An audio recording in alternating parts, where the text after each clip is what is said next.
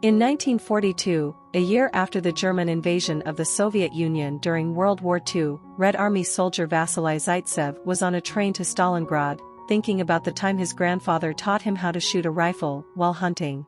On the train with him, there are hundreds of other soldiers, but also various civilians, including Tanya Chernova, whom Vasily notices but doesn't dare speak to. The civilians leave in the middle of the journey, while the soldiers are dropped right in the middle of the Battle of Stalingrad. They need to board a boat to reach the front lines, and the enemy takes advantage of this, dropping bombs and opening fire on them as soon as they see them. Many soldiers fall, and when seeing this, others jump in the water, trying to escape, only to be shot by their own superior officers for deserting. Once they reach the docks, only one of every 2 soldiers is given a rifle, the other is given bullets and instructions to follow the soldier with a weapon. The group is forced into a suicidal charge that the Germans easily overpower, and Vasily, who was given bullets, barely survives the assault by staying close to the ground and pretending to be dead. Once again, soldiers that try to escape are shot by their own side, considering them cowards and traitors. Soon the area is covered with bodies, with nobody alive in sight, until a few moments later, a car tries to cross the area. A tank shell hits it and knocks it over, and out of it comes Commissar Danilov, who rushes to hide inside a fountain, pretending to be another body in the pile and miraculously not getting killed when a group of Germans drive by and shoot at the bodies to make sure there aren't any survivors. Once they're gone, Danilov takes a rifle from one of the bodies and tries to shoot some soldiers he can see in a nearby building, but the weapon is out of ammo. At that moment, Danilov discovers he actually isn't the only one alive in the fountain. Vasily has been hiding there as well, and he asks him for his rifle so he can load it with the bullets he was given when he arrived.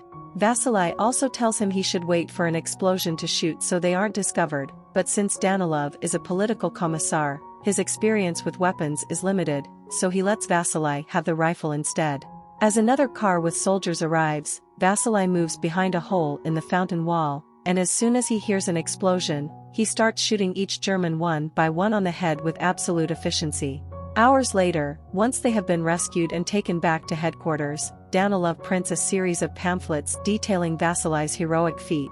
Many days later, Chairman Nikita Khrushchev arrives at Stalingrad to coordinate the defense of the city, since Stalingrad is a symbol of Stalin's power and they can't afford to lose it.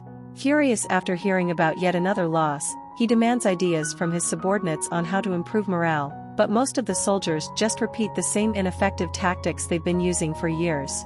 Danilov, however, proposes something different. He thinks that instead of punishment, they must deliver hope. They should create a hero and inspire people to want to protect the motherland, and he has the perfect hero for that job. Danilov's idea is approved, and he gets promoted to senior lieutenant.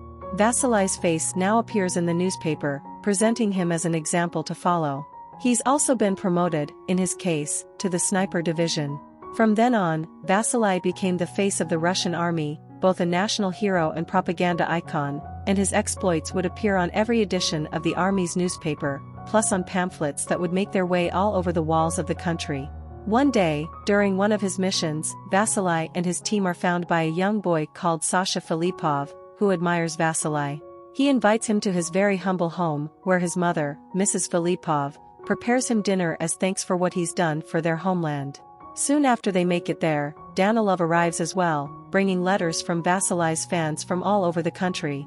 To keep up with the plan of hope and propaganda, Danilov makes him reply to all of them, although he's the one that tells Vasily what to write, especially since he has to help him with spelling.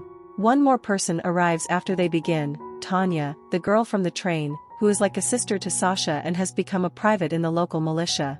She's also fluent in German because she studied at the university. Danilov wants to recruit her because they need more soldiers that understand German, but Tanya would rather stay and fight, especially since the local militia is short on men. She changes her mind when Danilov explains how much she could help them by decoding German intel and that he'll send 12 soldiers in exchange for every person who speaks German. Meanwhile, the German army is starting to suffer the toll Vasily and his team of snipers are causing in their ranks, so they summon German Major Erwin Koenig, a renowned marksman and head of the German army sniper school at Zossen. He's tasked with killing Vasily, and Koenig prepares a plan to make Vasily come to him instead of doing the chasing. Some hours later, Vasily is woken up from a nap by his team because there's some trouble in the department store sector. Vasily shoots a shadow in the window, and a helmet falls, so believing they've hit their target, he takes Ludmila with him to find the body. The companion they leave behind is shot as soon as they're gone.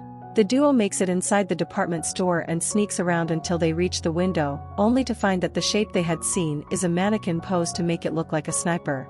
This is obviously a trap, and when Vasily finds a cigarette butt on the ground, he realizes their enemy is still there, watching them.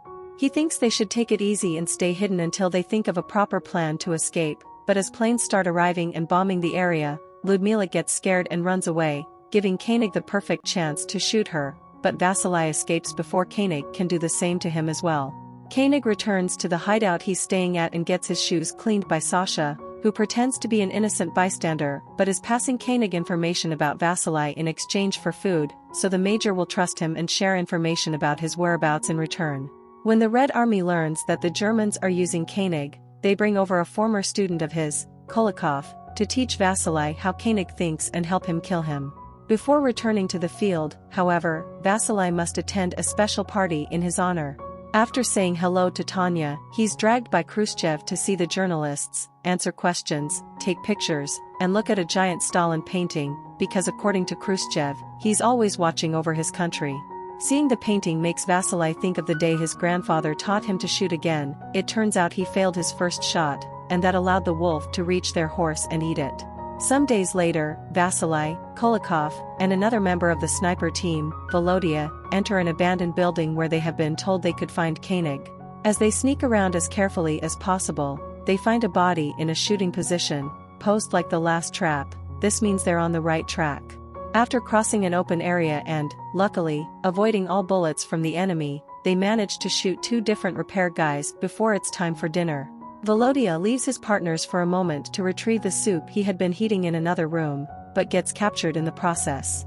Koenig and his team try to make him confess where Vasily is hiding, but since Volodya won't talk, they dress him up as their own and send him out to pretend he's another repair guy.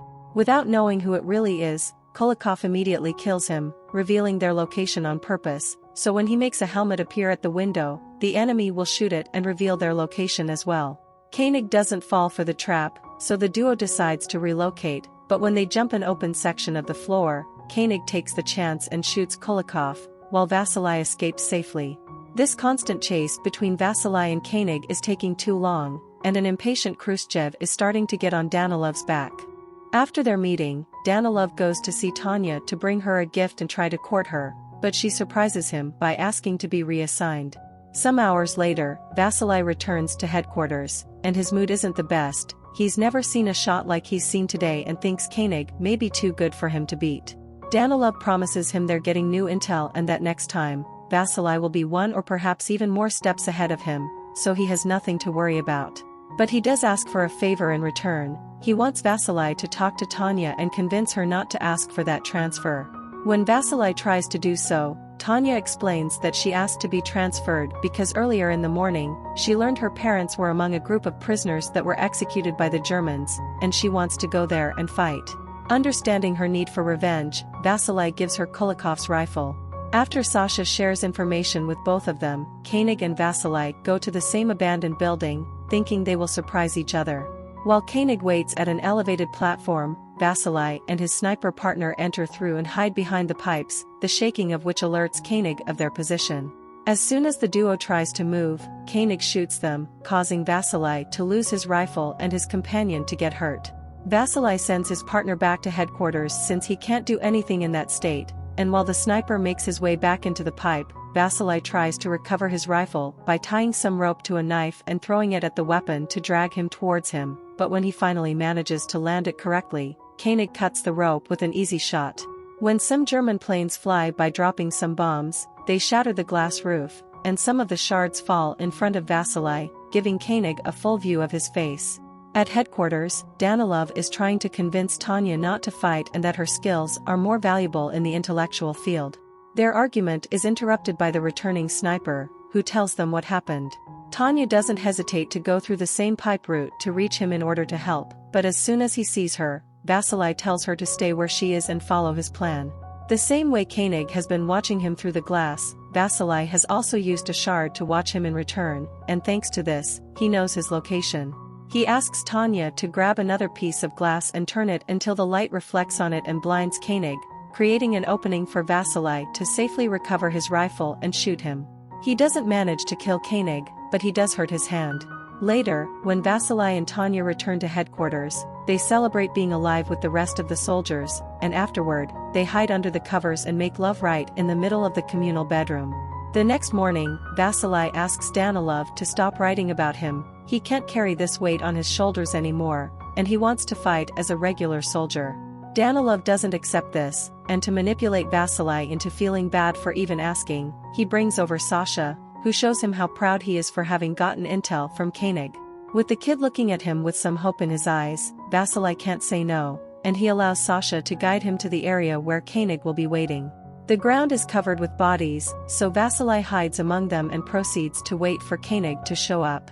There's an issue, however. He spends so much time waiting there that he falls asleep. When Koenig finally sees him from his hiding spot, he is about to shoot him, only to suddenly see a looting soldier appear between them, moving Vasily's body as if he were dead and easily stealing all his belongings. The German army captures this soldier and finds he stole Vasily's ID, which makes them think Vasily is dead. Koenig doesn't agree, but he's dismissed anyway. Refusing to go home while Vasily may still be out there, Koenig talks to Sasha again and, already suspecting what may be happening, tells him where his next location will be. At the Russian headquarters, Khrushchev finds out the Germans are passing around the news of Vasily's death and gets furious at Danilov, who doesn't believe it. Khrushchev doesn't care if it's true or not. He wants Danilov to do his writing magic and convince the public that everything is fine. Afterward, Danilov tries to talk to Tanya about her possibly traveling to his house, but they're interrupted when the loudspeakers start announcing Vasily's death as well. Danilov gets ready to write an announcement of Vasily's death as a hero, but at that moment, the man himself comes back. He explains how he missed his shot by falling asleep and that he had to stay hidden from a man trying to kill him, so Danilov accepts to transfer him. Then Vasily asks about Tanya, and Sasha tells him he knew he was alive and told her, so she's gone to the station to find Koenig and get revenge. Danilov and Vasily rush to the station to rescue her, and when they find her, Vasily and Tanya kiss, causing Danilov to get incredibly jealous. So when he returns to headquarters, instead of writing his report about Vasily's heroism, he communicates to the world that Vasily became a traitor. What they aren't aware of is the fact that Koenig has seen them at the station and now knows for sure that Sasha has been passing on the information, so he captures the kid and hangs him off a pole to bait Vasily. The one who almost falls for it when seeing the body, though, is Tanya, and she doesn't go after Koenig only because Vasily stops her, saying that's what he wants. They agree on a plan. While Vasily goes after him, Tanya asks Danilov for a favor, and together they go to see Mrs. Filippov to get her out of the country with a special pass Danilov got for her. Mrs. Filippov doesn't want to leave without Sasha, but not to make her upset. Instead of telling her Sasha died, they tell her he joined the Germans. Mrs. Filippov doesn't blame him for it if it means he's safe and accepts to leave with them. On the way to the boat, a bomb explodes near them, hurting Tanya. Danilov thinks she's dead and leaves, but Mrs. Filippov doesn't give up and convinces a doctor to let Tanya board with her by showing her special pass and saying Tanya is her daughter. Vasily and Koenig are at a standoff in their respective hiding spots, not knowing where the other is. Danilov suddenly shows up next to Vasily, and now that Tanya is dead, he thinks he has nothing else to live for and that humanity isn't worth saving. As a way to make up for the lies he made up about Vasily, he sacrifices himself and comes out of hiding so Koenig can shoot him and reveal his location. Vasily thinks ahead and doesn't immediately react, so now Koenig thinks he's killed Vasily himself and comes out to check the body. Vasily is waiting for him midway, and as soon as he aims his rifle at him, Koenig takes off his hat and accepts his fate. After killing him, Vasily takes his rifle and leaves it with Danilov's body. 2 months later, after the Germans have surrendered, Vasily gets a letter from Tanya, saying she's alive and being taken care of at a field hospital. Once the city is safe enough to travel, Vasily goes to the address on the letter, and the couple happily reunites. The movie ends here. Subscribe for more videos like this, turn on notifications, and leave a comment to help the channel out. Thanks for watching.